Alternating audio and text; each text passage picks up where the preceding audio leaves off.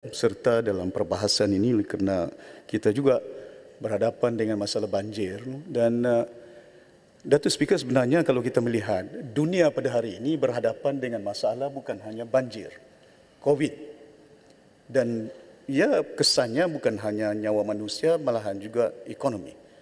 Climate change ni memang real. Dia akan berlaku di seluruh dunia. Ada kawasan yang dilanda oleh banjir, ada kawasan yang dilanda oleh kebakaran.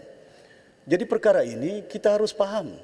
Banjir di Malaysia ini bukan semalam. Bukan akan datang. Dah bertahun dah berlaku di negara kita.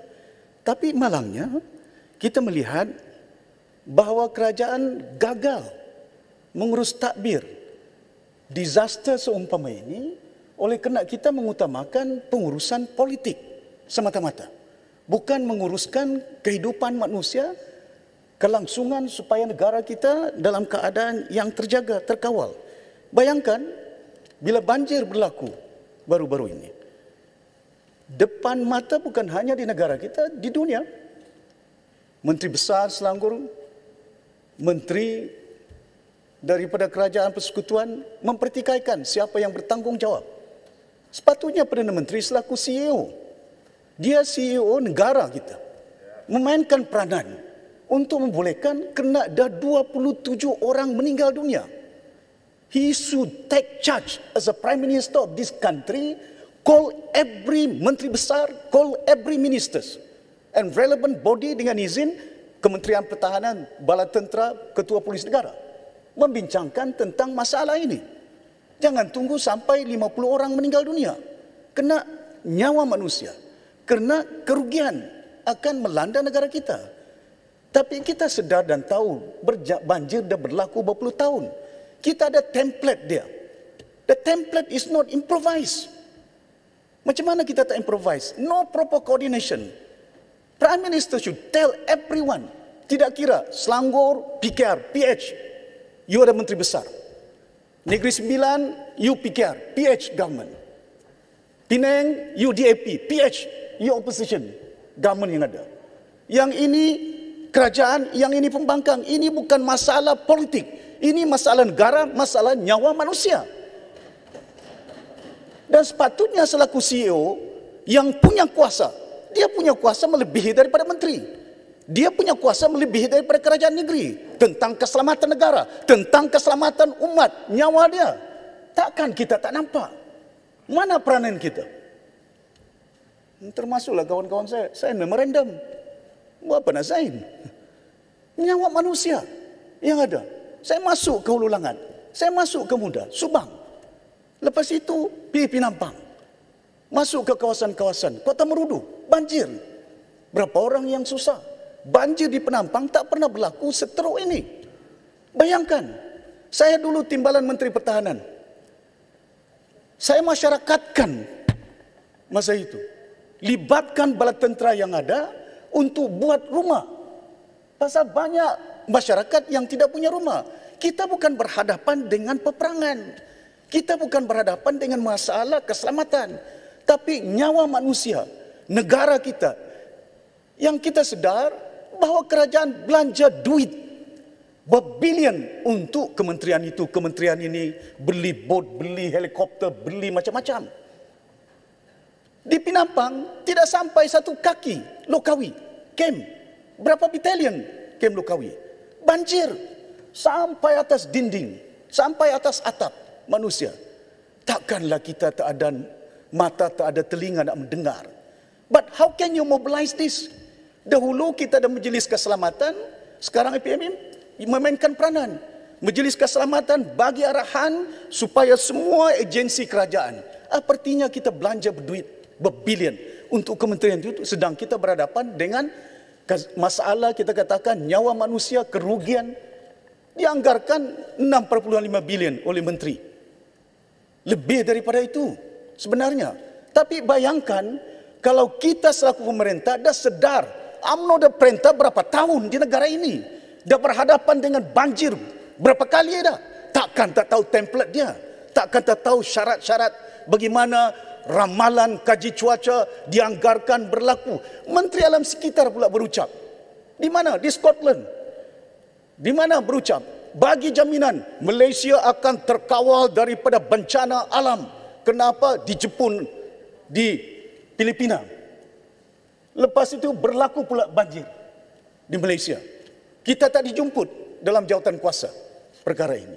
Bayangkan, takkanlah kita tak mempunyai kemudahan peralatan prasarana seperti kajian cuaca yang ada di negara kita, yang mempunyai kepakaran.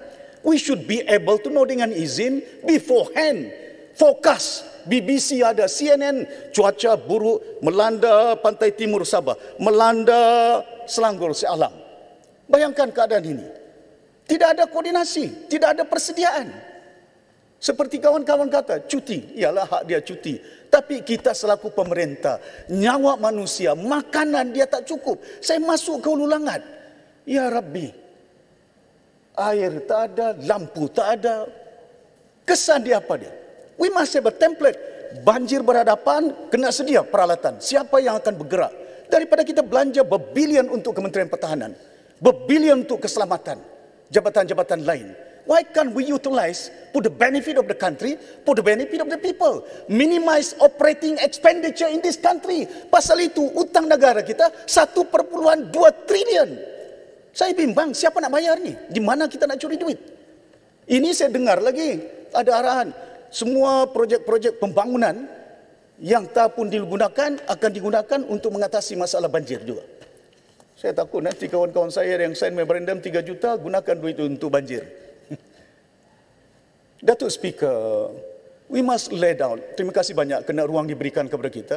Cadangan, proper coordination yang ada. Perlu kita lakukan sebaik mungkin untuk pastikan supaya kesiapsiagaan negara kita dapat mengatasi keadaan ini. Dan peranan yang utama seperti yang saya sebutkan, Menteri Alam Sekitar.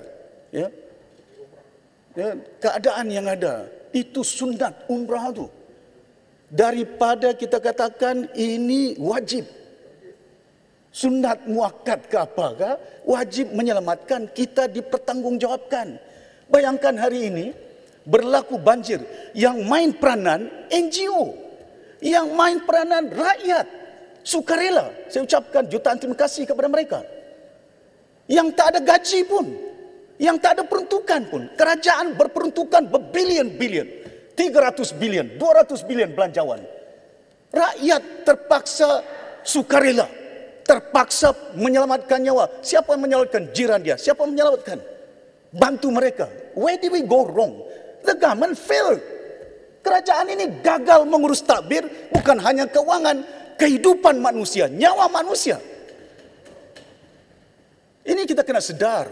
Maka dengan itu saya berharap sungguh supaya langkah-langkah yang diambil oleh kerajaan, jangan kita denial syndrome. Tolonglah. Saya cukup bimbang sebagai seorang ahli politik. Country is not going down the drain. It's already dead. Dah masuk dah. Keadaan pengangguran, keadaan kemiskinan, keadaan kematian, prasarana yang ada yang kita nakkan. Bayangkan, banjir di Penampang. Siapa yang datang? Bagi peruntukan, diumumkan oleh Perdana Menteri 18 juta. Dari 18 juta, 17 juta untuk COVID. 1 juta saja untuk banjir. Kemana duit ini? Lepas itu dilanda banjir. Sempurna. Kota Merudu, Kinabatangan. Kinabatangan pun ada banjir, bukan tidak ada. Tapi saya tidak nampak itu MP Kinabatangan pergi sana. Sempurna. Boleh minta laluan sedikit? Terima kasih Datuk Speaker, terima kasih Sempurna. Banjir ini sudah biasa di Sabah dan jarang di-highlight nationally. We can see dengan pengumuman beratus juta berkenaan dengan pendapatan banjir, and until today kita kerap kali menyoal kerajaan pusat kenapakah peruntukan pendapatan banjir ini tidak dipenuhi di Sabah. It is not brought down. In fact, projects for flood mitigation dengan izin Datuk Speaker selalu ditangguh kerana tidak mencukupi allocation-nya. So YB Sempurna setujukah bahawa adanya masalah dalam pentadbiran dan juga enforcement kita berkenaan dengan pembersihan parit dan juga pembalakan seperti mana di Selangor dan juga di Sabah. You can see di Semenanjung baru-baru ini dikeluarkan YB Sempurna bahawa pembalakan adalah satu punca. Di Sabah pun sama. Is this because adanya failure in monitoring ataupun adanya unsur-unsur rasuah ataupun senang diatur? Terima kasih. Terima kasih Yang Berhormat Pinampang membangkitkan beberapa perkara. Pertama mengenai dengan environment,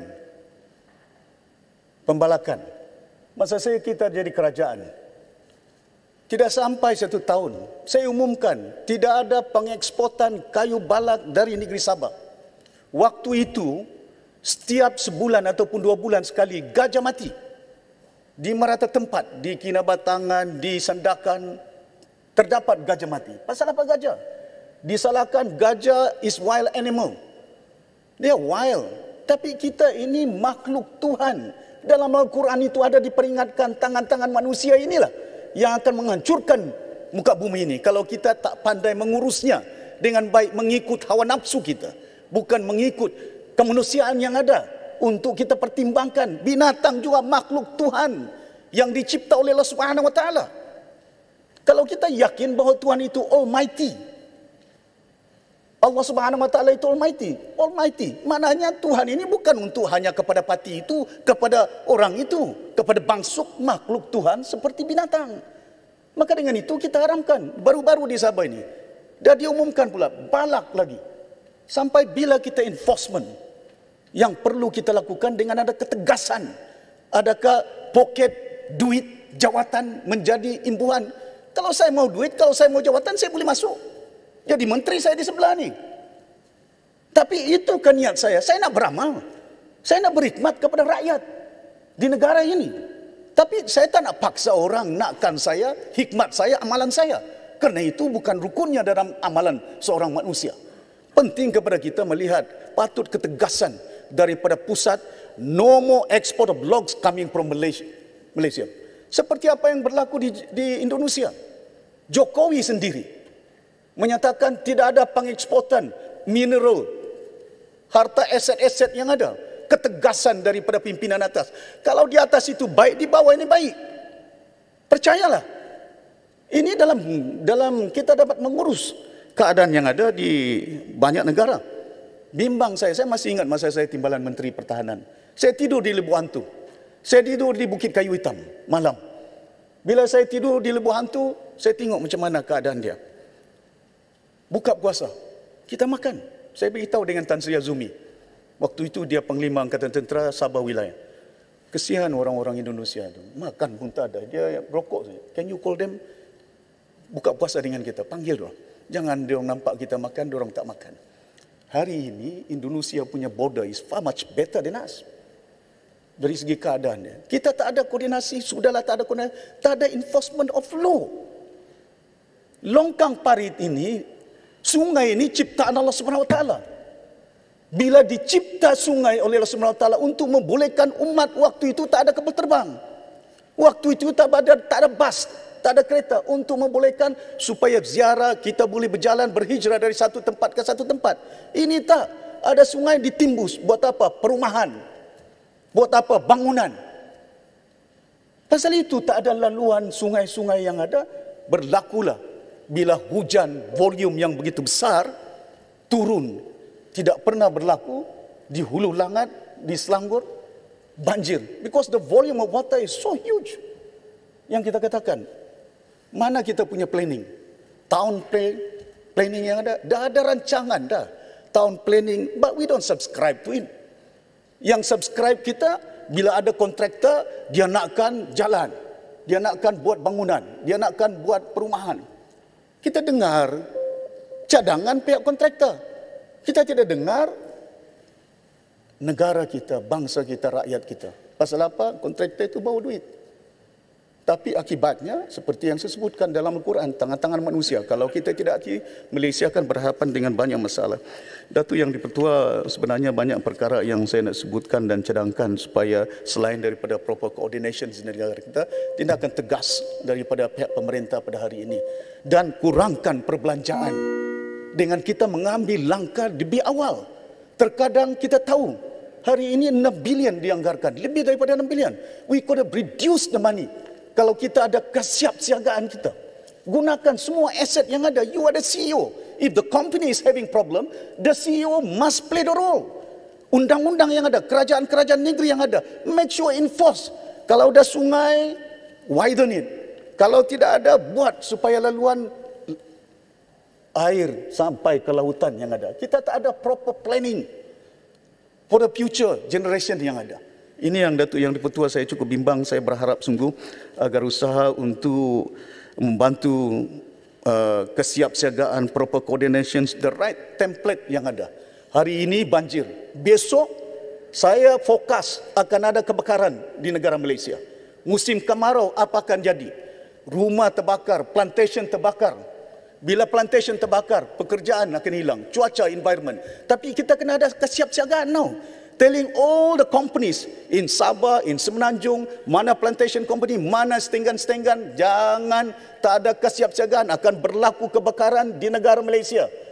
Dalam bulan April, Mei, Jun, musim panas. Panas ini akan lain daripada panas lain. Tidak akan ada bekalan air mencukupi untuk rakyat minum. Maka saya berharap bukan hanya banjir perlu diurusi, kemarau, dari segi kemarau perlu diurus dengan baik. Jangan tidak ada kesiapsiagaan kita. Ini yang alhamdulillah kita ada sidang parlimen untuk diperingatkan, kita bagi cadangan sebaik mungkin. Bukan hanya kita criticize. Manusia kena belajar bukan hanya daripada kesilapan orang lain. Manusia kena belajar daripada kesilapan dia. A wiser man, a wiser leader. Country yang ada, learn from not only others' mistake, but your own mistake. Rectify them dengan izin. Perbetulkan supaya kita dah tak ada duit. Bukan banyak duit negara kita. Kurangkan perbelanjaan. Ini advisor after advisor. Kita lantik sana, lantik sini. Mana duit kita? Musim banjir. Takat mana kita mampu untuk menyediakan? How long? Ada banjir berlaku di negara kita. Ada kebakaran di negara kita. Di mana kita nak ambil duit untuk nak tampung supaya ini menjadi kebajikan kita pada rakyat. Kita tak boleh bergantung dengan rakyat. Rakyat di bawah dah muak dah. They are fed up with us as a politician. Dan saya bimbang sangat. Saya cadangkan beberapa perkara itu perlu koordinasi, pematuhan rang undang-undang, tahun planning yang ada kena ditegaskan dan ini mula daripada atas. CEO, the Prime Minister must play the role. Datuk Speaker, oleh kena masa tak mengizinkan saya tak nak ambil masa orang lain. Banyak perkara sebenarnya yang saya nak lahirkan dan saya berdoa kepada Allah SWT mudah-mudahan negara kita dan rakyat ini akan sentiasa dalam keadaan landasan hidinas siratal mustaqim. Sekian, terima kasih banyak. Amin. Terima kasih Yang Berhormat sempurna. Sebelum saya jemput Yang Berhormat Kuala Langat, saya nak buat pengumuman sikit. Nombor 38 Yang Berhormat